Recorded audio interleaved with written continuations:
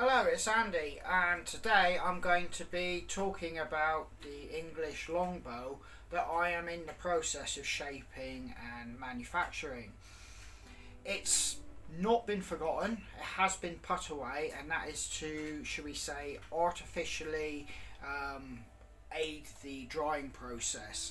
I'm not doing that in a correct way, but it's a way which is allowing me to speed up a little bit more of the drying of the wood itself. I'm actually going to now try and get those the arms of the bow a little bit more uniformed. This will mean I will have to slow everything down, be more precise and a bit more measured in how much wood I take off from here. My last video I posted, you could see I was rushing and I was very hurried and nearly ruined that piece of wood, but I managed to pull it back. But everything from here on will have to be slow, measured, methodical, and at least measured, and I'm going to have to start thinking about the shaping of the complete bow in the process from here on in.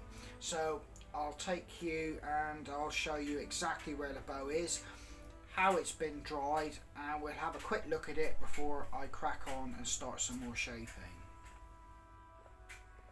So there's the bow resting on a coat hanger, and that coat hanger sits about 4 feet from some central heating, which is connected to my property, and every time we switch that on, heat is obviously rising and it's circulating around this bow. Even though it's about 4 feet away, this is not a correct method I would suggest for drying wood. But like I've alluded to, this is all experimentation for me, and this is a piece of wood I've been able to source myself, and obviously there's been no expense. You wouldn't even consider doing this with an expensive piece of yew. But getting back to the point, it's been drying now for about a month doing it by this method. I'm going to bring it down, examine it, we'll have a look at it, and we'll see where we're going to go next. Well, I've got this down and it's not cold or clammy, so I would say a fair bit of moisture's come out of this now. I can see a few troughs and dimps that I'm going to have to be very careful when I'm shaping this wood back, but I'm looking to get it a slightly more uniformed at this particular angle, and that's before I start actually trying to shape it in to the tips of the arms down to the handle to give it that flex and the mechanics to make it a bow. I've just tried to bend these arms here and they ain't really going anywhere at the moment, so there's still a lot of work on this, and I didn't try it fully because obviously I'm not trying to hurt the wood in any way yet till it's able to move freely. So I'm going to go down the woodshed and get myself set up and have a go. It's a really horrible day, windy. Hopefully we'll be out of the wind enough and we can see what we can do with this and see if we can get this just a little bit more uniformed along there. So once that's uniformed, I can start working on this front plane here and bringing that down to the handle, so that yet again, as I've said, it will be able to, should we say, provide the mechanics of the bow to be able to fire an arrow.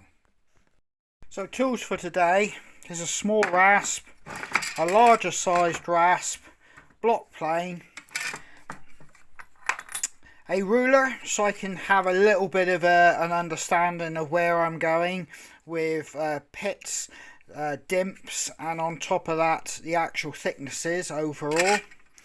And on top of that I do have a homemade rasp. I used that blade that I lost. I just nailed it to a piece of wood, and I can use this as well in a kind of fashion which will allow me to do, should we say, less aggressive work, because this blade is already used. It's not so efficient, so I can get a little bit less wood off when I'm using it. Right, I've got it in position in the work table. It's being clamped with these two pieces of wood and just held in place by these two guides, plastic guides. or clamps if it was being used within any other means, but they're just basically guides to hold it. But it's being clamped there. You can see what I've got to deal with now. It's this area here that I'm going to have to work first, and you can see how badly I cut into that. So I'm just going to put a few passes over this and have a quick look, and it'll only be that from here on in, a few passes, and then have a look and see where I am with it. Right then, you can see I've started to get this a lot more uniform here now. I've taken out a lot of those should we say dimps and gouge marks. I've got one little one there.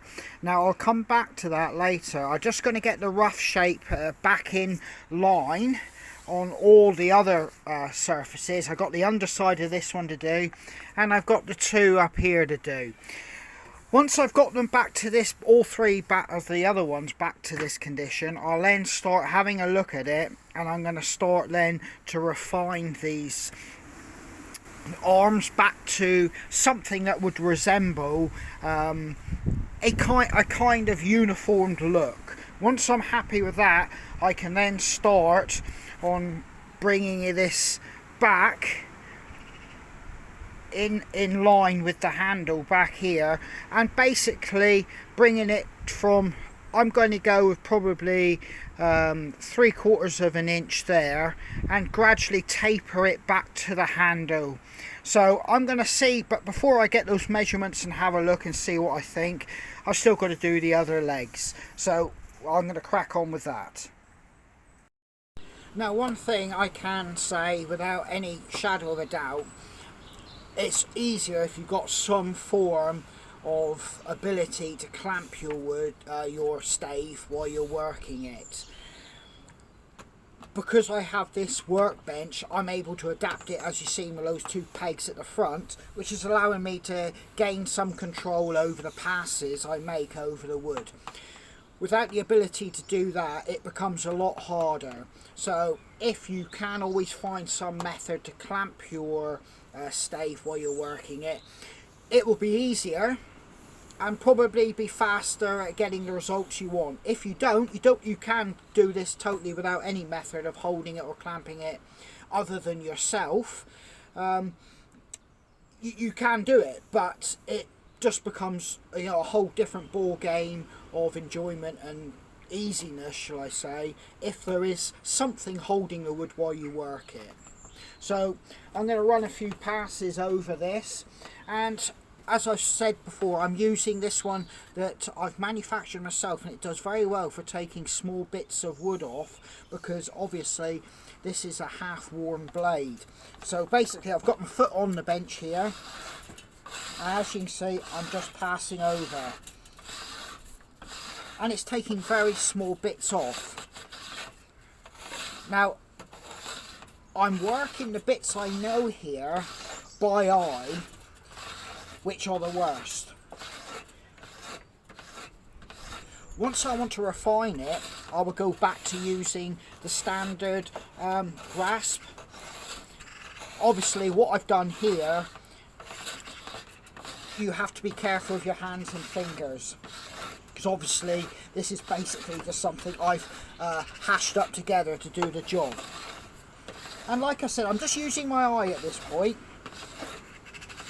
and I'm just following where I can see I've got gouges and I know there's dimps.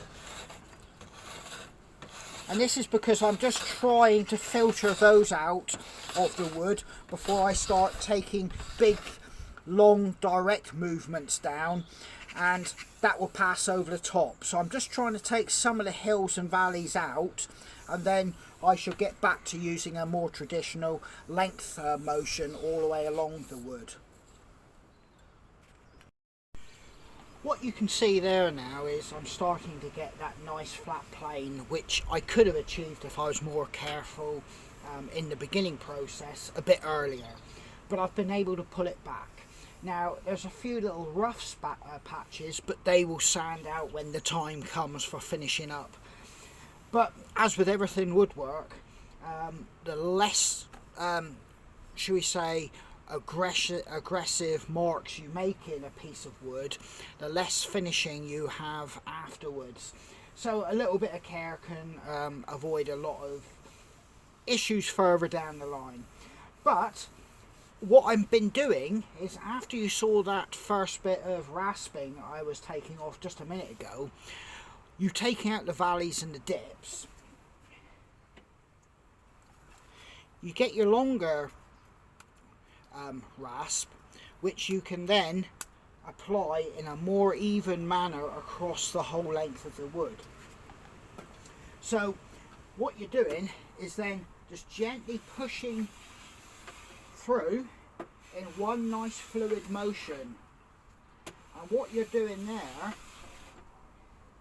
is making sure you get a nice uniformed finish and a level playing field going all the way down through that arm of the bow. I'm not taking off large amounts of wood, I'm only taking off small bits now. From here on in, it's all about being even and small bits of wood. And it's looking quite nice there now. Obviously that isn't a finish to this particular wood. I'm just trying to get it all to the point I can start tillering this bow. But I'm still a way off that now. I've got to now start looking at applying new measurements to come at it from the other angle, where I can bring this down to the handle. So there you can see, like I said, from where we were when I brought this out to the woodshed to where we are now, this is a totally different piece of wood. And it's beginning to look just the way I want it. In fact, I'm more than happy with that. This one here is got a few little sanding marks I'm going to take out. I don't know whether to give that another quick pull over, but I don't want to lose too much wood just at this point yet there. But I'm quite happy. And like I said, it's beginning to look a lot more like a bow now. But I'm going to regroup, go and figure out what measurements I want to do this next bit, which is going to be, shall we say, bringing it from the tips down to the handle. And I'm going to have a cup of tea and come out and then apply those measurements. I then do that nerve-wracking procedure all again, where I start taking wood off from a different angle, the side angles, to achieve what I need to do to make this a bow. The actual term I'm looking for to achieve that is like tapering, where you bring it down from a narrow tip and gradually bring it back to the handle, so that you've got like a tapered effect where it comes back. Now, hopefully using the word tapered there will explain a little bit more what I'm trying to achieve here. But like I said, I'm going to go and grab a cup of tea and come back out with a fresh train of thought, get these measurements on the wood, and then we'll start taking some more wood off this stave.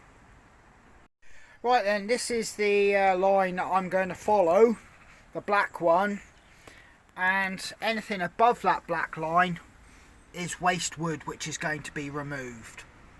I'm going to achieve that by placing it in this workstation, and I'm going to use rasps and planes to bring it down to that line. Those dimensions, as I said beforehand when I was started on this project, I would suggest you get dimensions from professional bow makers online. I've adapted all mine to this piece of wood. Obviously you will have to, but if you can start your process to what they're suggesting, it will be a lot easier for you.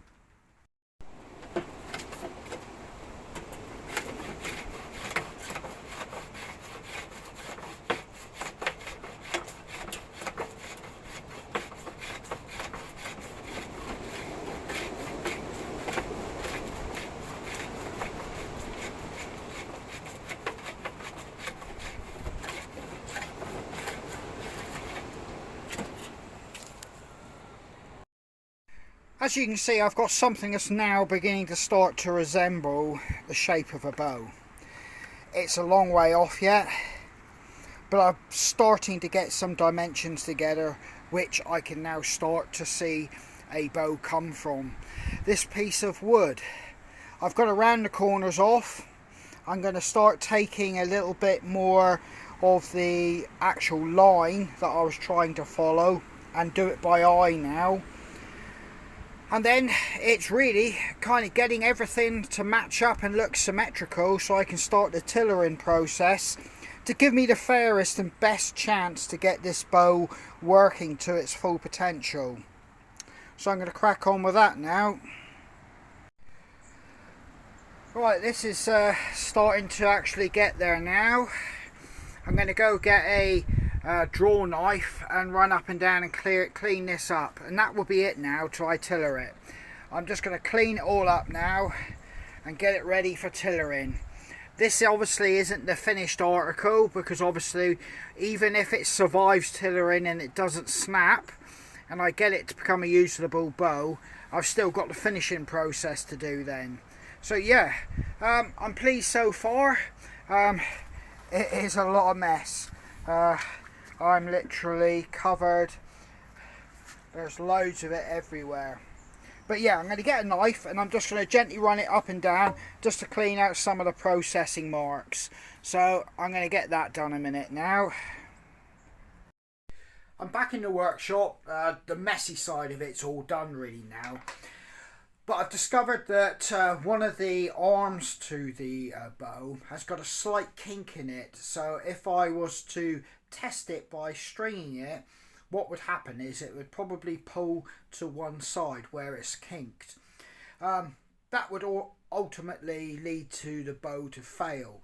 So I've actually now got to straighten that arm. So I will be doing that in the same manner as I do my hiking sticks, which is a heat gun, and then my jig with a jack underneath to put that pressure on the wood till it forms the shape I want. So I'm going to do that now, but I'll just give you a quick demonstration and show you what that particular leg or arm looks like now.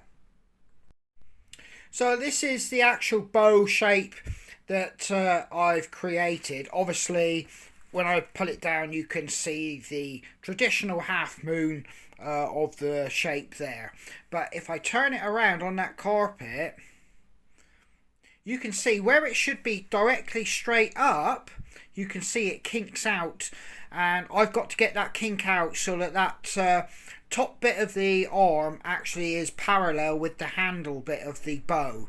So that's my next step. Like I said, it's a trick, an optical illusion if you think that that's okay, but it's in that configuration is the user how it's going to be used, and that there is the bit that would pull back on itself if I don't get that kink out. Right, it's in the jig and it's got the pressure on it, so this arm here now should be straightened, but it's been heated up to temperature. I've got to let it cool now, so there's nothing more we can do for a quarter of an hour. I've put some temporary knocks in the actual shaft. As you can see, there's still a lot of finishing in that, but I'm just going to string it and see where and how it actually starts to pull together. Obviously I'm not tillering and this isn't the finished actual finish to the bow, but I just want to see how it's going to pull together. Right then, I've just put a bit of paracord on this actual stave and I'm just testing it. I'm just working it at the moment. Obviously this isn't as it should be done, but I'm just trying to work the actual wood and seeing what it will actually do. Now I've got a gauge up there which tells me how much poundage I'm pulling on the actual stave, and I'll just try and record it to see how much I dare go with the stave. Bear in mind, I'm not here to to prove it to destruction, because I'm happy if this just fires an arrow. If it's a £25 bow, it's a £25 bow. But let's see if I can get a recording on that, should we say, weight machine. I'm just doing it with one hand at the moment and just working it and just pulling it down. That's 25 there, pounds pulled.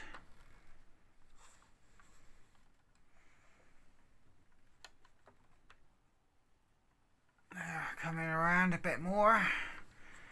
Right, put a bit more effort on this, just gently do it. It's a bit difficult to do this with one hand.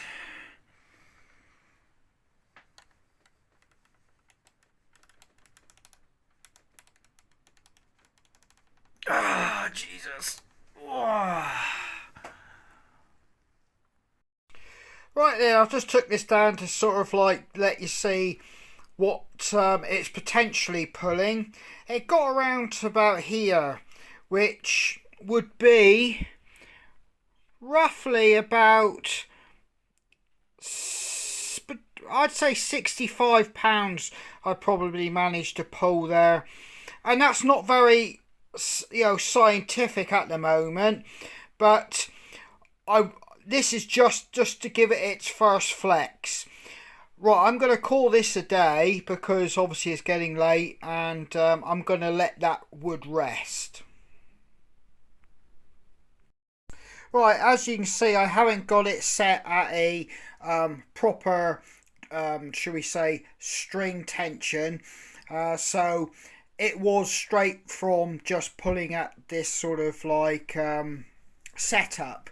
But like I said, I was able to get about £65 pushing down, and the wood wasn't creaking, groaning. I just feeling it, you can get that feel, and if you've worked wood, you've got a feel. I wouldn't think it would go much more than that. So I would say this would happily draw at £50 to £55. And we'll play about and do some more. I'll try and rig it up so we got a little bit more of a scientific shall we say, standpoint where we can actually seriously gauge it. This was just tonight before I finish and go in. But yeah, it's that leg has pulled in. I've got a reasonably good bow there, bow line. It's not the best, obviously. We weren't working with quality material. But yeah, I think I might actually be able to get a bow out of this. I'm not going to count my chickens just yet, because even though it didn't snap there, there's no real guarantees at this point.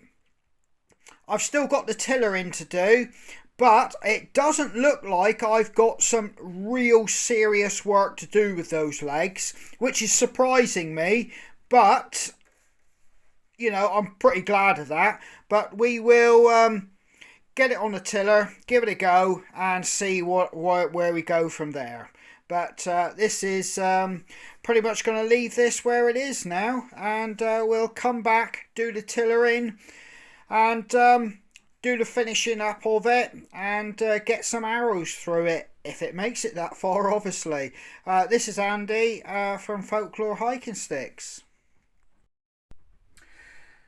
Yeah, just before I go, I'd like to say that it's proved to be a lot of work today, and I've pretty much given up pretty much a whole afternoon to doing this. I know a lot of people say they could smash it out a lot quicker, but it's took me a lot longer than I anticipated, which just goes to show, the people who do make these bows, they've got a lot of skill, and they're able to, with their knowledge, to be able to do things by eye and judgment with a degree of speed and accuracy that I'm pretty impressed with that they would actually have, because like I've said, it's taken me a whole afternoon just to get to this point.